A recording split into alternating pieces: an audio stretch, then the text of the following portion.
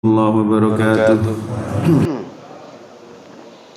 إن الحمد لله نحمده ونستعينه ونستغفره ونعوذ بالله من شرور أنفسنا وسيئات أعمالنا من يهده الله فلا مضل له ومن يضلل فلا هادي له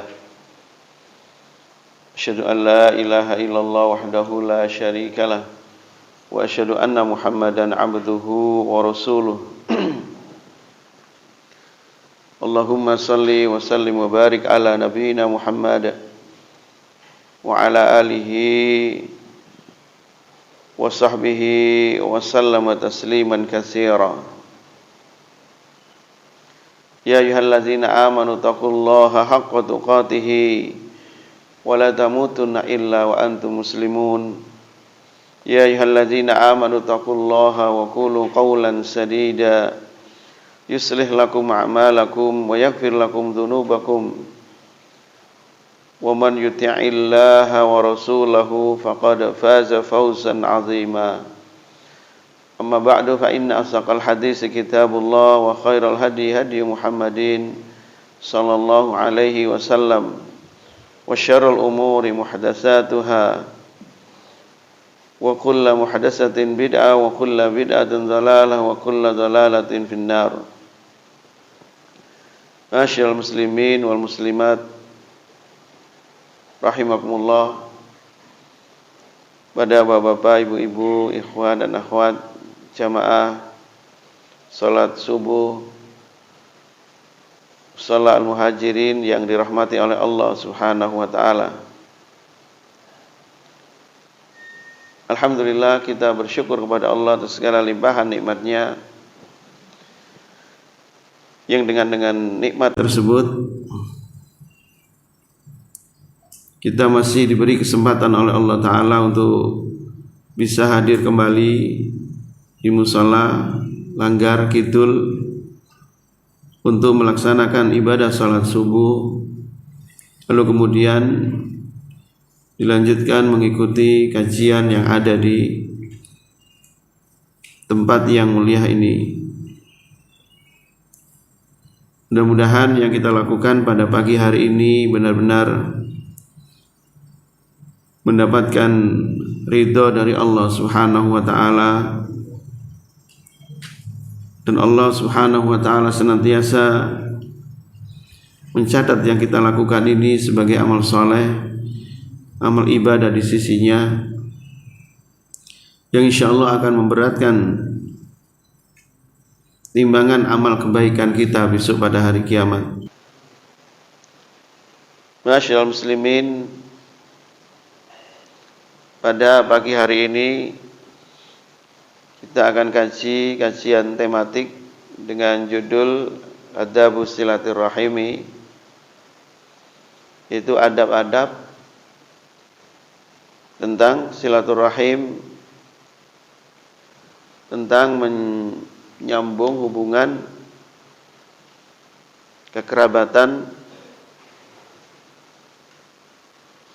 dan hal ini benar-benar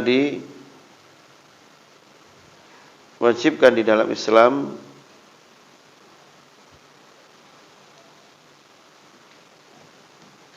Silaturahim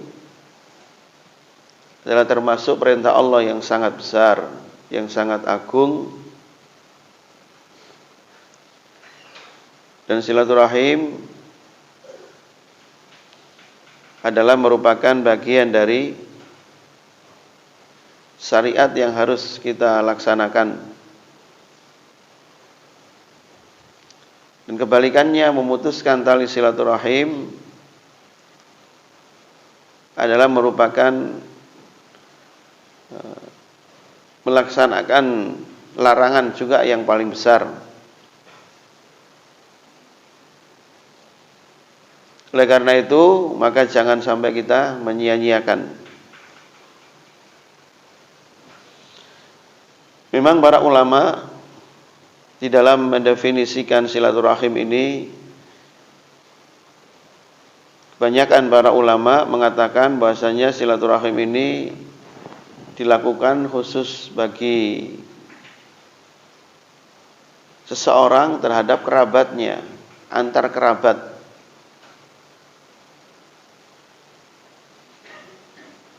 seorang yang memiliki hubungan kekeluargaan.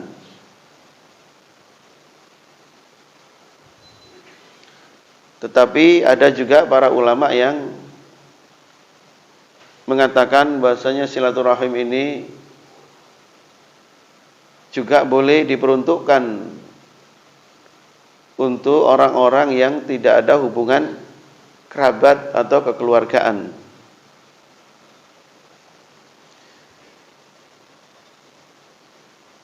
Karena hubungan di antara kaum muslimin ini bukan silaturahim namanya, tapi hubungan ukhuwah Islamiyah.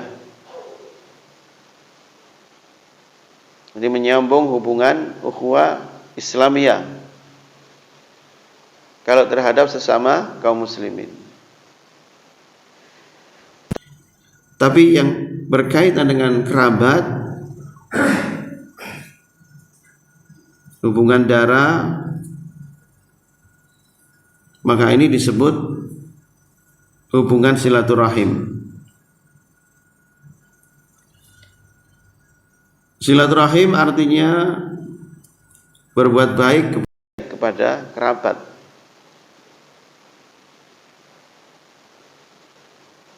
Ala hasbi halil wasil wal mausul.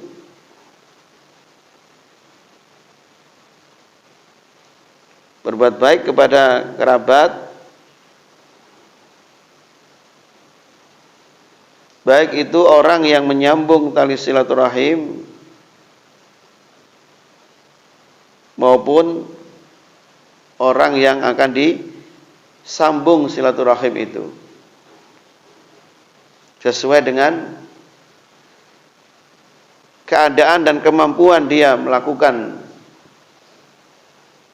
perbuatan baik kepada keluarganya. Ada kalanya dia menyambung tali silaturahim dengan memberikan harta. Baik itu memberikan ataupun meminjami umpamanya. Wa taratan bil hidmah, ada kalanya dengan membantu secara fisik ataupun pikiran. Ini juga berbuat baik kepada kerabat. Wa taratan bi ziyarati, ada kalanya dengan mengunjungi, hanya mengunjungi saja.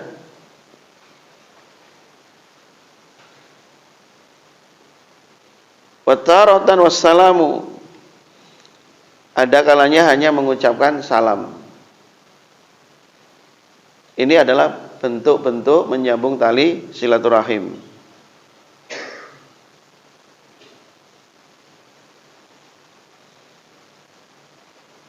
Jadi silaturahim itu yaitu tadi, ada kalanya membantu dengan harta, membantu dengan tenaga pikiran, mengunjungi, salam, ataupun sekarang di zaman sekarang menyapa di WhatsApp, di media sosial, di grup-grup family, grup-grup keluarga. Itu juga dikatakan daripada menyambung tali silaturahim.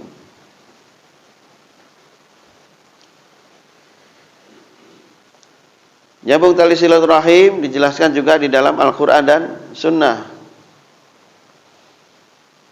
Di antaranya Allah Ta'ala berfirman, fahal asaitum intawallaitum antufsidu fil ardi wa tuqatti'u arhamakum ulaika alladzina la'anahumullahu fa asammahum wa a'ma absarahum. Maka apakah jika kalian berkuasa lalu kalian bisa berbuat kerusakan seenaknya di muka bumi dan kalian memutuskan tali silaturahim, mereka lah orang-orang yang dilaknat oleh Allah, mereka orang-orang yang ditulikan dan dibutakan penglihatan mereka. Dalam surah Muhammad ayat 22, 23. Ini dalil tentang hendaklah kita menyambung tali silaturahim dan jangan sampai memutuskan tali silaturahim yang dimana akibatnya itu akan dilaknat oleh Allah Ta'ala.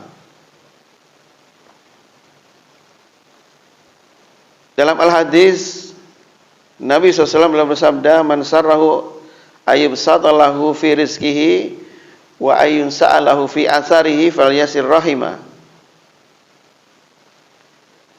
Barang siapa yang ingin diluaskan rizkinya, dipanjangkan umurnya, maka hendaklah dia menyambung tali silaturahim. Diluaskan rizkinya dalam arti Allah memberikan keberkahan di dalam rizkinya. Jadi rizki apabila diberi keberkahan oleh Allah, maka rizki tersebut akan bisa mencukupi semua kebutuhan hidup kita.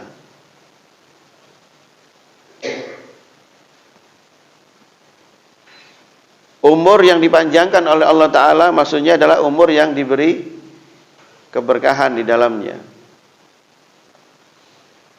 Semua umur kita gunakan untuk berbuat baik, untuk ibadah, untuk amal saleh, untuk hal-hal yang bermanfaat baik kepada diri kita maupun orang lain. Ini umur yang berkah, yang barokah. Dan ini semuanya akan kita dapati apabila kita menyambung tali silaturahim. Dalam al-hadis yang lain, man kana yu'minu billahi wal yaumil akhir falyukrim dhaifa wa man kana yu'minu billahi wal yaumil akhir falyasil rahimah. Tanda keimanan seseorang kepada Allah dan hari akhir, dia memuliakan tamunya dan dia menyambung tali silaturahim. Banyak hadis yang menjelaskan tentang tali silaturahim ini. Maka hendaklah benar-benar kita perhatikan. Jangan sampai kita memutuskan tali silaturahim.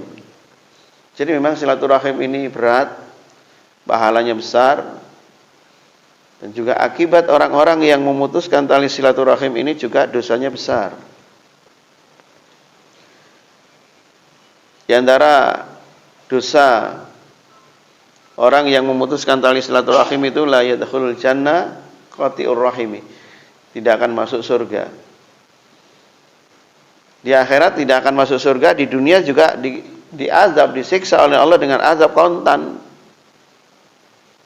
Di antaranya al-hadis Nabi SAW bersabda, inna amala bani adam tu'radu kulla khamis lailatul jum'ah fala yuqbalu amalu qati'ir rahimi.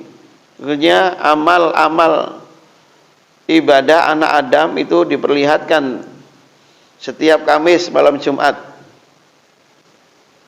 Maka tidak diterima amal soleh, amal ibadah anak Adam itu apabila ketika itu dia sedang memutuskan tali silaturahim. Jadi ketika kita memutuskan tali silaturahim para jamaah, jangan sampai hari Kamis, Rabu harus selesai. Ya, hari Rabu harus selesai.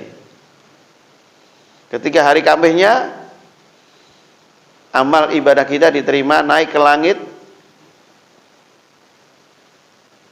Pada hari Kamis kita sudah tidak lagi memutuskan tali silaturahim.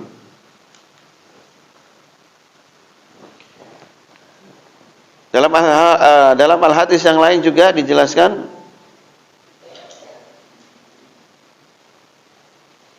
ma min dzambin ajdaru ayu ajjilallahu ta'ala li sahibil uquba fid dunya ma yudakhiru lahu fil akhirah misal baghi wa qati'atir rahimi. Tidak ada dosa yang lebih buruk yang disegerakan oleh Allah siksanya di dunia, dan dia akan diadab oleh Allah besok pada hari kiamat, seperti orang-orang yang memutuskan tali silaturahim.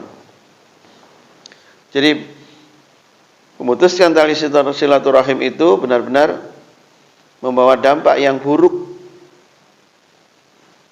dalam kehidupan kita, baik di dunia maupun di akhirat, karena akan disegerakan oleh Allah siksa dan azabnya. Ma'asyiral muslimin rahimakumullah.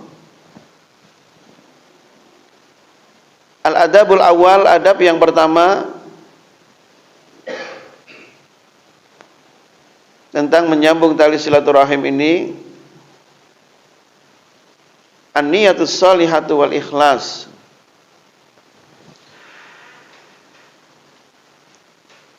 Adalah seseorang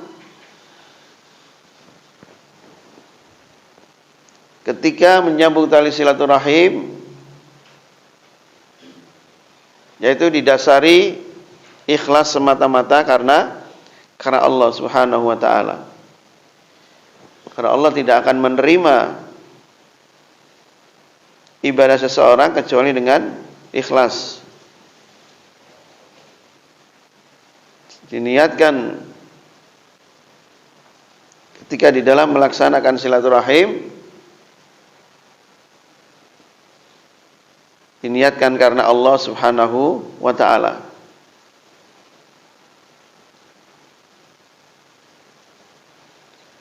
Dalam satu al-hadis Rasul SAW beliau bersabda,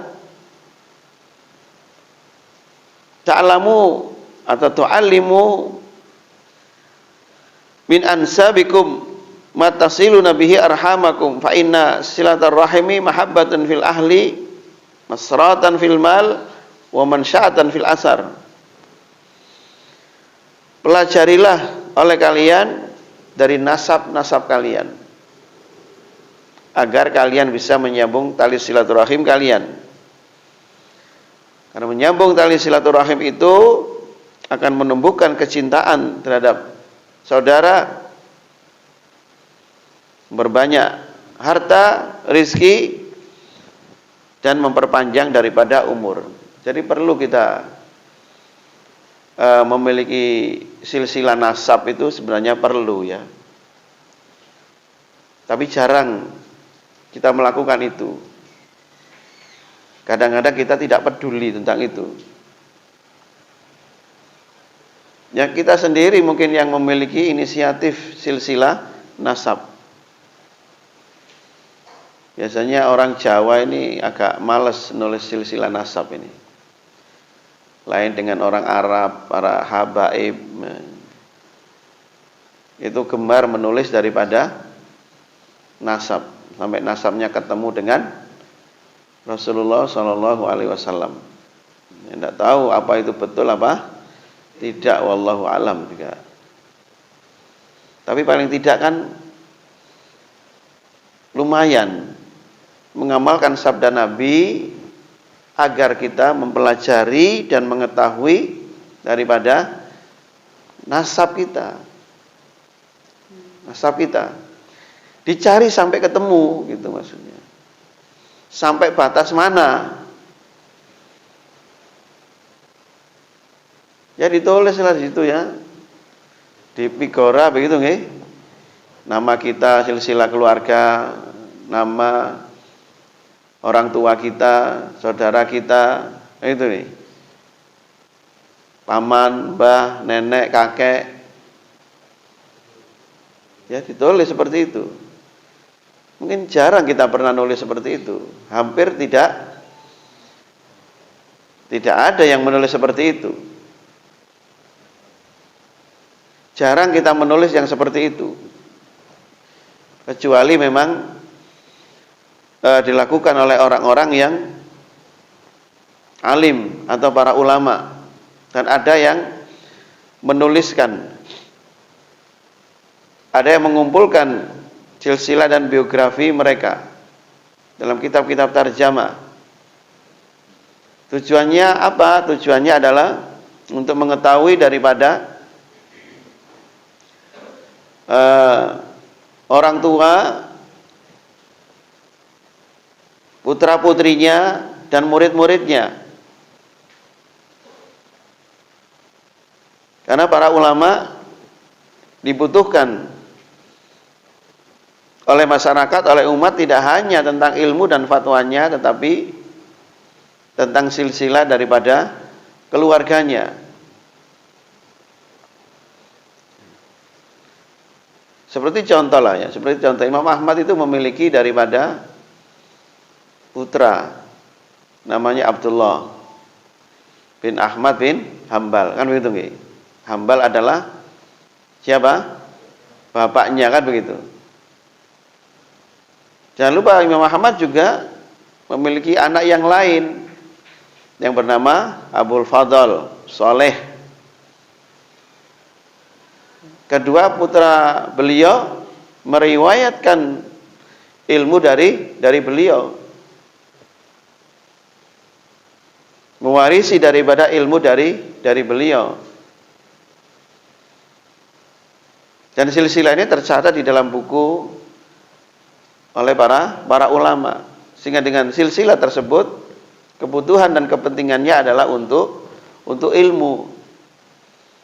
Karena di dalam syariat, di dalam Islam mengenal yang namanya sanad.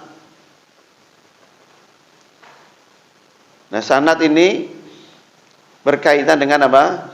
Silsilah. Baik itu silsilah keluarga maupun silsilah pengambilan ilmu. Kan begitu ya. Di sanad ini berkaitan dengan ilmu. Baik sanad ini dari murid, guru, keluarga. Ada kalanya ilmu para ulama itu dinukil pendapatnya, perkataannya dari muridnya. Ada kalanya dinukil dari keluarganya, dari putra-putranya. Ini untuk para ulama, kepentingan silsilah keluarga mereka untuk ilmu. Tetapi kita mungkin bukan untuk ilmu, tetapi untuk menyambung tali silaturahim. Sehingga nanti mana yang harus kita silaturahimi untuk menyambung hubungan kekerabatan, dan mana yang itu sudah bukan dari keluarga kita dan termasuk daripada orang lain.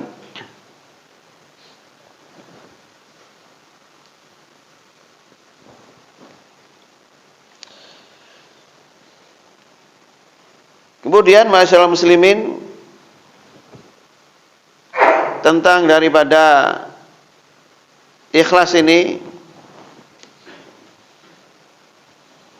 bahasanya hendaklah kita benar-benar memperhatikan ketika kita melaksanakan daripada silaturahim. Jangan sampai tidak diniati dengan keikhlasan. Itu hanya sekedar kebiasaan atau sekedar budaya. Tetapi hendaklah benar-benar kita niatkan ikhlas karena Allah. Dalam satu al-hadis Nabi SAW sudah bersabda, "Warrajulu yazur akhahu fi nahiyatil misri la yazuruhu illa lillah fil jannah." Seorang yang mengunjungi saudaranya di pelosok negeri, di desa, tidaklah dia mengunjungi karena Allah, maka tempatnya dia ada di surga.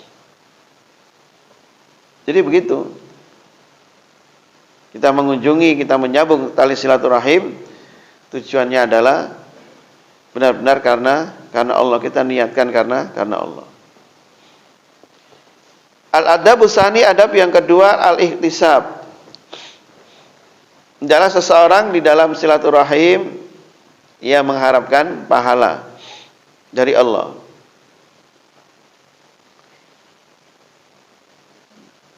Bukan karena ingin dilihat manusia, bukan karena ingin mendapatkan sanjungan dan pujian, tapi benar-benar kita ingin mendapatkan pahala dari Allah. Al-adabus salis, adab yang ketiga, al-bad'u bil aqrab. Adab yang ketiga, hendaklah kita memulai yang paling dekat sekali ketika silaturahim.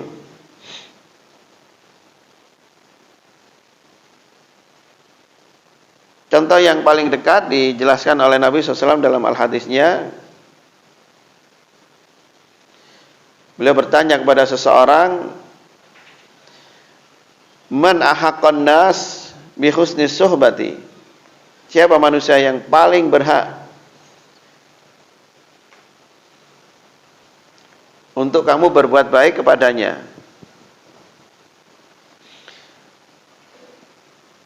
Siapa manusia yang paling berhak ya Rasul agar aku bisa berbuat baik dalam menemaninya? Maka Rasul mengatakan ummuka, summa ummuka, summa ummuka, summa abuka, summa adnaka, kata Nabi, yaitu ibumu.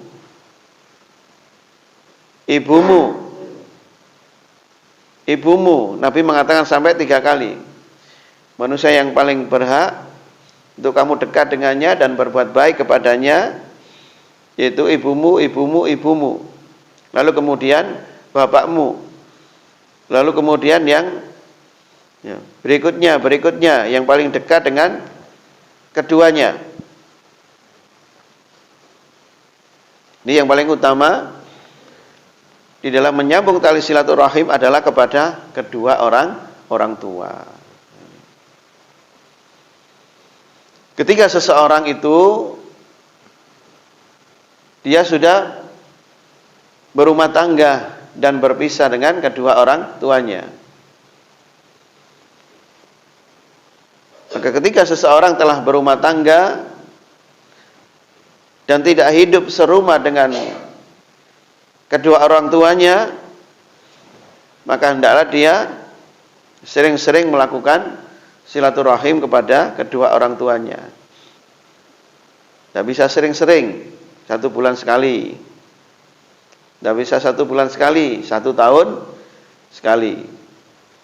Kadang-kadang tidak 1 tahun sekali di video call. Nah ini, ya sebenarnya kurang pas ya kalau video call, tetap harus mengunjungi ya, karena hadis-hadis itu menjelaskan mengunjungi. Nggak ada hadisnya siapa yang video call saudaranya maka dia masuk surga, nggak ada seperti itu ya. Jadi sunnahnya adalah mengunjungi. Yazuru itu tadi loh, yazuru, warrajulu yazuru, ziarah.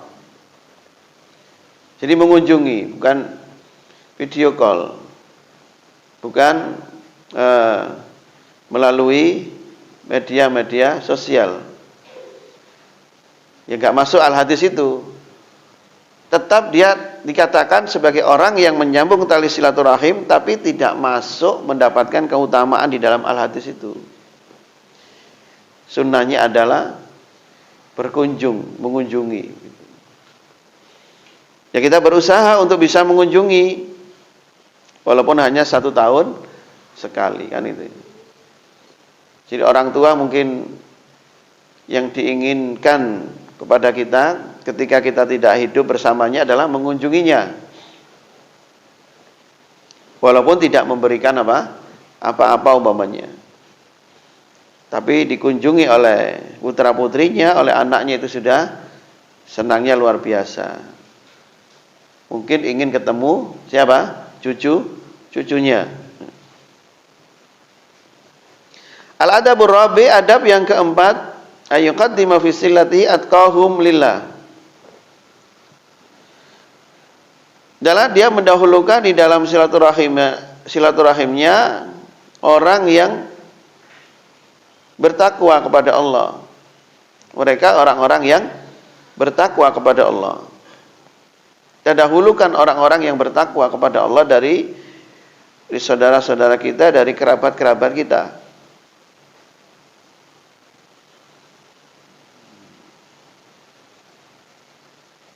Ya mungkin ketika kita lebih mendahulukan keluarga dan kerabat kita dari orang-orang yang bertakwa ini, ya mungkin manfaatnya sangat besar. Saling mengingatkan satu dengan yang lainnya. Kita diingatkan, dia juga kita ingatkan.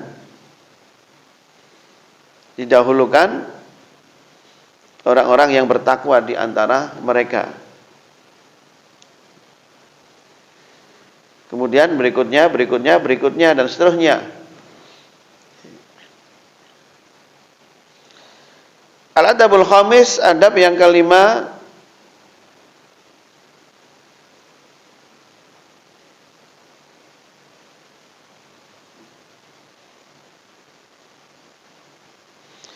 adab yang kelima ini sama seperti penjelasan yang pertama, yaitu ta'allumun nasab,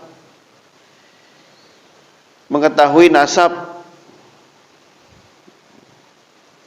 Wa tafaqadul aqarib alladhi yamutuna lil mar'i bi qurabil ba'idatin. Mengetahui nasab, mempelajari nasab, tujuannya agar kita tidak kehilangan kerabat-kerabat kita, atau agar kita mengetahui siapa yang masih hidup, siapa yang sudah meninggal, siapa yang dekat, siapa yang jauh. Ya, memang ini anjuran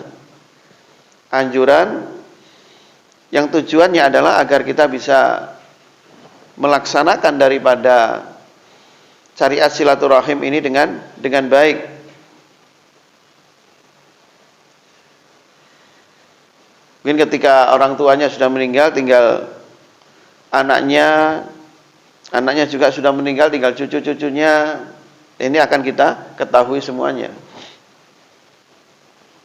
Al-adabu sadis, adab yang keenam, Allah takuna as-sillatu ala wajhil mukafa'ah.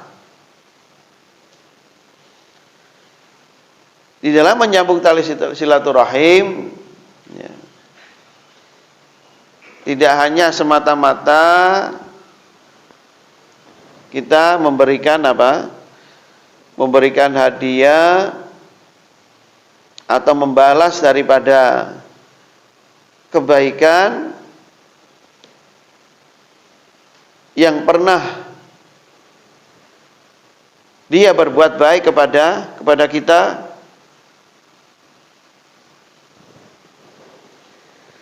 tetapi tujuan dan melaksanakan perintah silaturahim adalah untuk mencari keridhaan dari Allah Ta'ala. Laisal wasilul bil mukafi walakinnal wasilul ladzi idza quti'at rahimahu wasalaha. Bukanlah orang yang menyambung silaturahim dengan sempurna adalah dengan membalas kebaikan keluarga, kerabat, akan tetapi orang yang menyambung silaturahim adalah orang yang jika diputuskan hubungan silaturahim dengannya, maka dia justru menyambungnya. Jadi hakikat silaturahim itu tidak hanya kita bertujuan untuk membalas kebaikan daripada keluarga atau memberikan sesuatu, tapi tujuan daripada silaturahim itu menyambung hubungan keluarga yang telah diputuskan. Jadi menyambung. Ya, walaupun tidak terjadi pemutusan silaturahim, tetap kita berkunjung, ya tetap dikatakan menyambung tali silaturahim, tapi posisinya memperkuat tali silaturahim gitu ya. Gak ada apa-apa, tidak ada memutuskan tali silaturahim, hubungan kerabat keluarga baik-baik saja, tetap kita melaksanakan silaturahim, itu namanya memperkuat silaturahim. Kalau dikatakan menyambung tali silaturahim itu yang memutuskan kita. Ya kadang-kadang apa ya namanya, di masyarakat ini kadang-kadang yang namanya perkataan atau budaya ini bisa merusak ya, atau membiaskan daripada syariat itu. Ya itu tadi saya katakan, ketika kita bertanya kepada seseorang, kepada saudara, kepada teman kita, kamu mau kemana? Silaturahim. Padahal itu temannya biasa, kan gitu ya. Ini kan sudah bias. Ketika kita tanya lagi, ya, kamu mau kemana? Saya mau silaturahim ke paman. Padahal pamannya baik-baik saja. Tidak ada pemutusan tali silaturahim. Ya. Sebenarnya kan nggak begitu jawabannya ketika kita bertanya kepada saudara kita, kamu mau kemana? Menyambung ukhuwah Islamiyah, kan begitu ya? Tapi jarang kita temukan yang seperti ini, karena itu sudah bias. Ketika kita tanya pada saudara kita, kamu mau kemana? Ke rumah paman, silaturahim ke rumah paman. Ya. Harusnya gak silaturahim ke rumah paman, kata-katanya, tapi memperkuat silaturahim ke rumah paman. Kalau dia mengatakan aku silaturahim ke rumah paman, maka kita tanya, loh, memang kamu hubunganmu dengan pamanmu gak baik selama ini, kamu memutuskan tali silaturahim? Maka dia jawab, enggak, hubungan saya baik-baik saja. Oh, kalau begitu namanya adalah memperkuat silaturahim atau memperkuat tali kekerabatan. Begitu sebenarnya.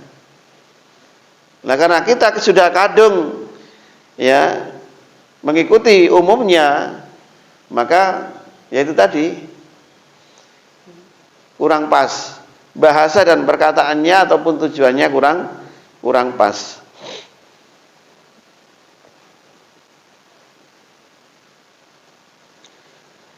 Al-adabus sabi, adab yang ketujuh,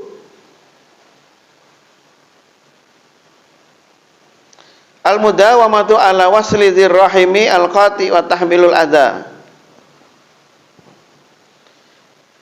Terus menerus berusaha menyambung silaturahim terhadap orang yang memutuskan silaturahim, dan kita harus menanggung resiko atas gangguan-gangguan orang yang telah memutuskan tali silaturahim.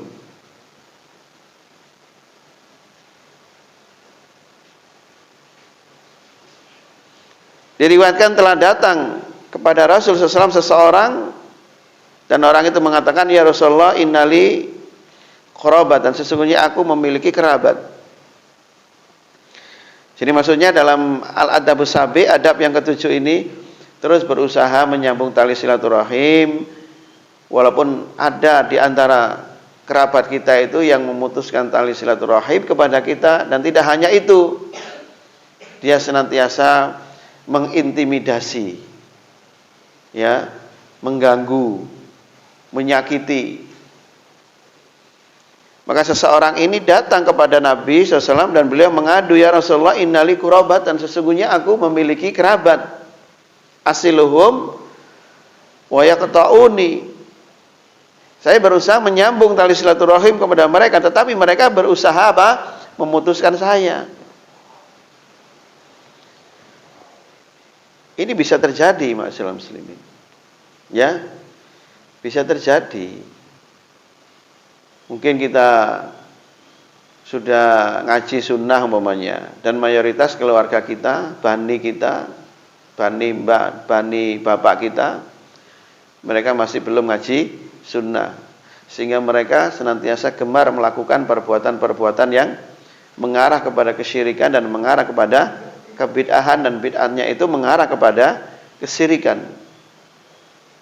Saking kolotnya, saking kuatnya akidah mereka, ketika kita beda dengan mereka, mereka memutuskan tali silaturahim kepada kita.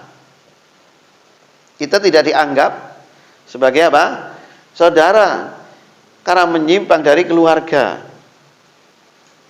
Bisa terjadi yang seperti ini. Tetapi kita berusaha untuk menyambung tali silaturahim kepada mereka. Ya itu tadi kan gitu ya. Jadi menyambung tali silaturahim kan dengan banyak hal itu tadi ya, entah memberikan, entah membantu, entah hanya berkunjung, entah mengucapkan salam kan begitu. Jadi kita apa? Mengalah. Kita mengalah. Tidak diperbolehkan kita juga meninggalkan mereka dan memutuskan tali silaturahim terhadap mereka. Tidak diperbolehkan.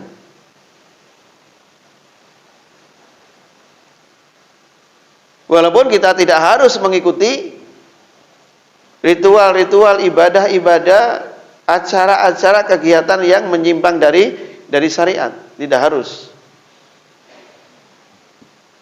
Tapi banyak cara yang kita lakukan untuk menyambung tali silaturahim kepada kerabat yang menzalimi dan mengintimidasi kita. Gak boleh kita tinggalkan, gak boleh. Walaupun mereka telah melakukan perbuatan yang menyimpang dari agama, yang kita tinggalkan adalah perbuatannya. Tetapi hubungan kekerabatan itu masih terus kita pelihara, kita jaga dengan baik. Nah, jangan sampai kita memutuskan tali silaturahim dengan alasan pemahaman akidah tidak sama. Ini jangan sampai terjadi. Sama ketika kita di masyarakat juga begitu, sama, nggak ada bedanya. Ketika kita diintimidasi mungkin, dibenci dan sebagainya, tapi kita tetap menyapa, minimal kita salam para jamaah. Kita tunjukkan bahwasanya kita berusaha untuk menyambung tali silaturahim, berusaha untuk menyambung ukhuwah Islamiyah.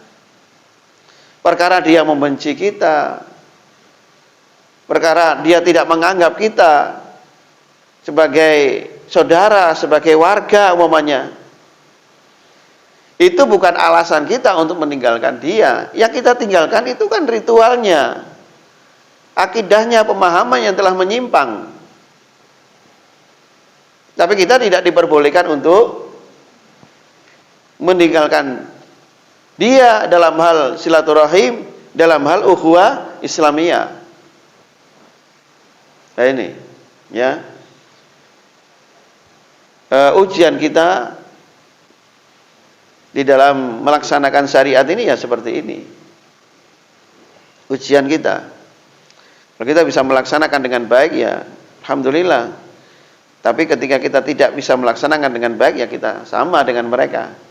Kalah berarti kita. Wa ahsanu ilaihi wa yasi'una ilayya.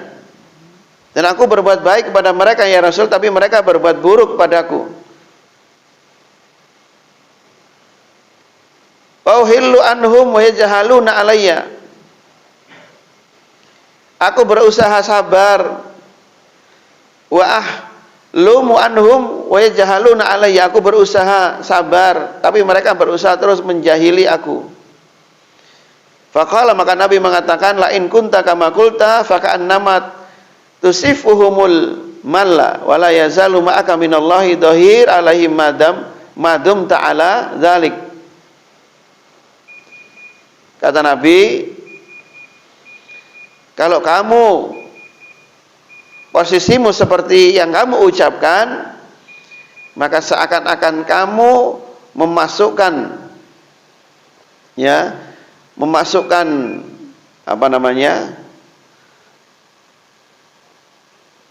tanah, pasir yang panas ke dalam mulutnya,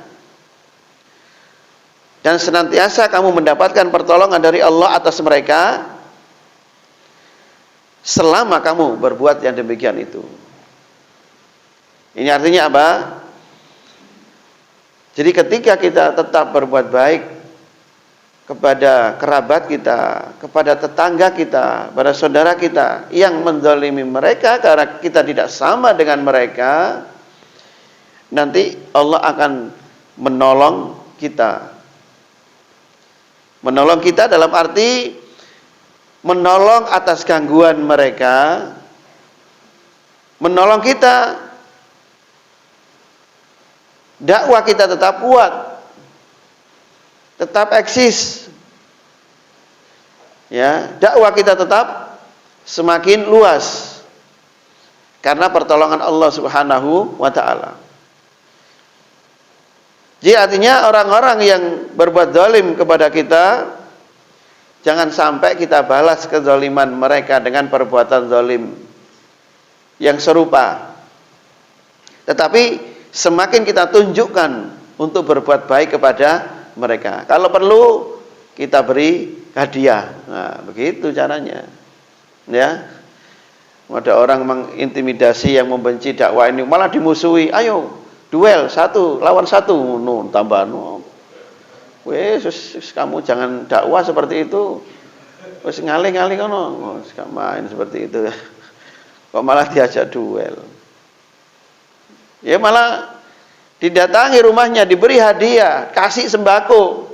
Orang yang menfitnah, ya, orang yang merusak dakwah, memusuhi dakwah sunnah ini, datangi rumahnya, kasih sembako seperti itu. Nanti Allah yang menolong. Dengan demikian kan bisa jadi Allah meluluhkan hatinya, memberikan hidayah karena sikap dan perbuatan kita, begitu. Gak semakin malah ditantang, ya, gak semakin malah kita melawan. Tapi ini sulit, ma'asyiral muslimin rahimakumullah. Ini sulit melakukan seperti ini kecuali orang-orang yang diberi hidayah, diberi ilmu oleh Allah Subhanahu wa taala. Dalam ayat jelas Allah taala berfirman, idfa billati hiya ahsan fa idzal ladzi bainaka wa bainahu adawatun ka'annahu waliyyun hamim. Idfa billati hiya ahsan, ya, balaslah dengan yang lebih baik. Jadikan antara kamu dan dia dalam permusuhannya itu, jadikan dia seakan-akan teman karib, teman dekat. Itu. Jadi bukan malah kita jadikan orang yang memusuhi kita, memutuskan tali silaturahim kita, jangan kita posisikan dia sebagai musuh. Walaupun ada permusuhan kan begitu, Ki. Tapi jadikan posisinya dia itu sebagai teman karib, waliyun hamim. Tapi kita sulit untuk melakukan itu, ya. Mungkin 1002 orang bisa melakukan itu. Banyak gagalnya dari sini. Al-adabu samin, adab yang ke-8, al-bad'u bihi fi sadaqah wal ma'ruf in kanu muhtajin. Memulai silaturahim dengan mereka dengan sedekah dan berbuat baik jika mereka membutuhkan. Diriwayatkan dari Anas bin Malik radhiyallahu an, beliau mengatakan, kana Abu Talha aksaru ansar bil Madinah malan wa kana ahabbu amwalahu ilaihi bi roha wa kanat mustaqbilatul masjid kana Rasulullah sallallahu yadkhuluha wa yasrabu mimma'in fiha tayyibun.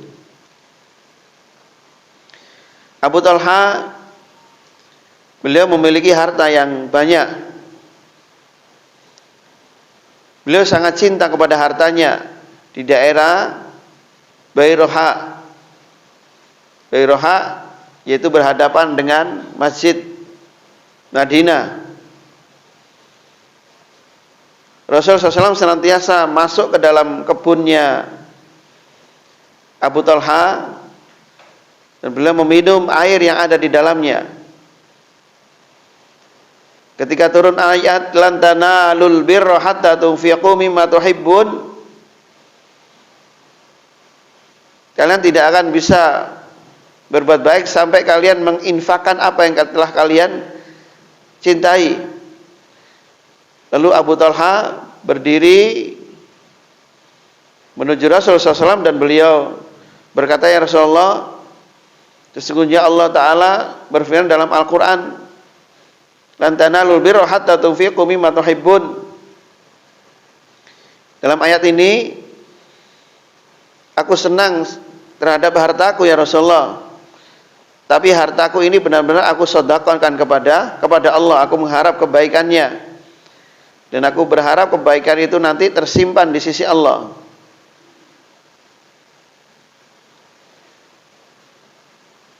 Ini yang dilakukan daripada Abu Talha. Beliau benar-benar memberikan harta yang paling disenanginya kepada Rasul untuk kepentingan daripada kaum muslimin. Lalu kemudian Rasul mengatakan, faqala bih zalika malun rabih sami'tu ma qulta fiha wa inni ara an taj'alaha fil aqarib. Wahai Abu Talha, jangan begitu. Ini harta yang menguntungkan, ini harta yang menguntungkan. Aku mendengar perkataanmu yang seperti itu. Ya. Sesungguhnya aku melihat, wa inni ara, mungkin pendapatku, kata Rasul, ya, pendapatku, jangan kamu berikan semuanya juga harta ini untuk sedekah, tapi berikan juga kepada kerabat-kerabatmu. Qala af'alu ya Rasulullah. Maka Abu Talha mengatakan, aku akan melakukan seperti itu ya Rasulullah. Kemudian Abu Talha membagi hartanya, ya, untuk pamannya, untuk kerabatnya, lalu kemudian untuk Allah dan Rasulnya. Dalam riwayat yang lain, Rasul SAW beliau bersabda kepada seseorang, ibda min nafsika wa tasaddaq 'alaiha. Mulailah dengan dirimu, bersedekahlah atasnya. Maksudnya, hendaklah kamu apabila memiliki daripada harta, hendaklah kamu cukupi dirimu sendiri lebih dulu. Fa'in fadla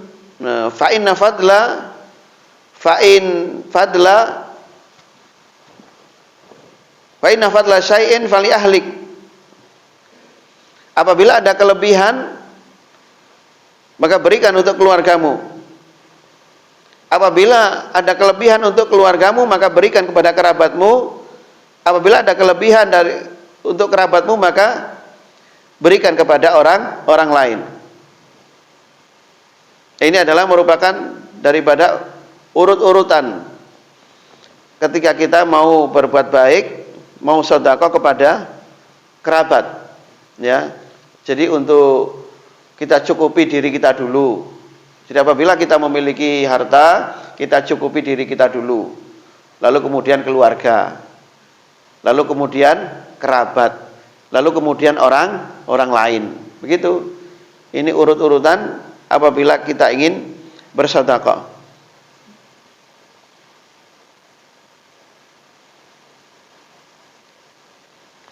Afdalus sadaqah as-sadaqah ala dzirrahimil kashif.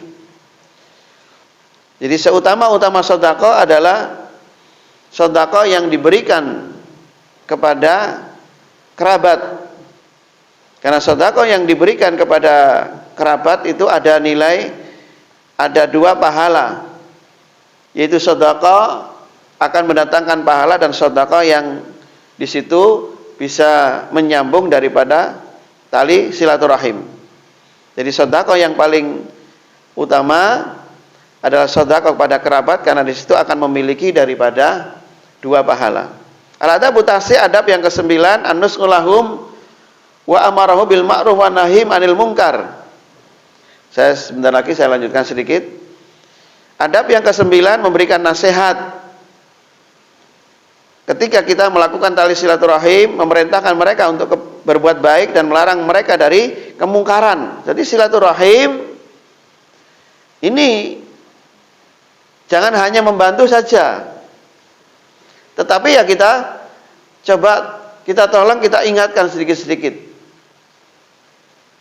Kita larang dari kemungkaran yang telah dilakukan oleh saudara kita. Ya, sedikit-sedikit kita sampaikan, khususnya tentang syariat ini. Apabila mereka menyimpang dari syariat, kita ingatkan, baik itu dalam persoalan-persoalan akidah, ubudiyah maupun persoalan-persoalan muamalah. Kalau tidak bisa kita ingatkan, ya sudah. Misalkan ada saudara kita yang masih saja mereka hutang di bank, riba umpamanya, ya kita ingatkan sambil silaturahim, sambil memberikan sesuatu, sambil mengingatkan. Mungkin saudara kita yang masih melakukan perbuatan syirik, perbuatan bid'ah, kita silaturahim kepada mereka, lalu kita ingatkan. Kalau bisa, kalau tidak bisa ya sudah. Ya, kita doakan saja agar mendapatkan hidayah dari Allah Subhanahu wa taala. Al-adabul asyir kaful ada anhum, adab yang ke-10, jadi bersabar atas gangguan dari mereka, seperti yang saya jelaskan tadi.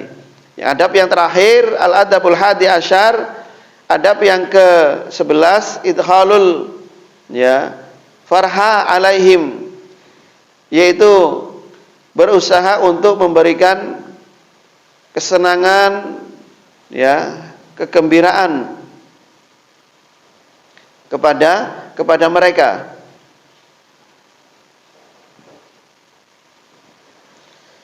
Ketika kita berkunjung, sebisa mungkin untuk memberikan kebahagiaan, kesenangan, melepaskan daripada kesulitan-kesulitan yang ada pada mereka. Kita cari momen-momen yang penting atau momen-momen yang pas untuk melakukan silaturahim. Mungkin diantaranya adalah ketika hari raya Idul Fitri. Itu kan semuanya orang melakukan silaturahim. Yaitu mungkin kesempatan dan momen yang bagus untuk menyambung tali silaturahim, untuk mendatangkan daripada kebahagiaan. Dan juga melepaskan kesulitan-kesulitan. Contoh di sini dikatakan kepada Imam Ahmad, rajulun lahu ikhwa wa akhwat bi'atin ghasab tara ayazurahum, qala na'am yazuruhum wa yuraddifuhum alal khuruj minha fa in ajabu ila dzalik wa illa lam yuqim ma'ahum wa la yada ziyaratahum. Imam Ahmad ditanya, wahai Imam Ahmad, ada seseorang, dia memiliki saudara, memiliki saudari, tapi hidupnya dia di tanah yang bukan tanah miliknya. Hidupnya dia di tanah ghasab, tanah apa namanya itu? Dia menempati rumahnya di tanah-tanah bukan tanahnya. Misalnya di pinggir-pinggir apa panggilannya? Pinggir jalan, pinggir sungai, pinggir rel sepur, umpamanya gitu nggih. Atau di bawah itu loh, tol, jalan tol. Itu kan bukan tanahnya, seperti itu.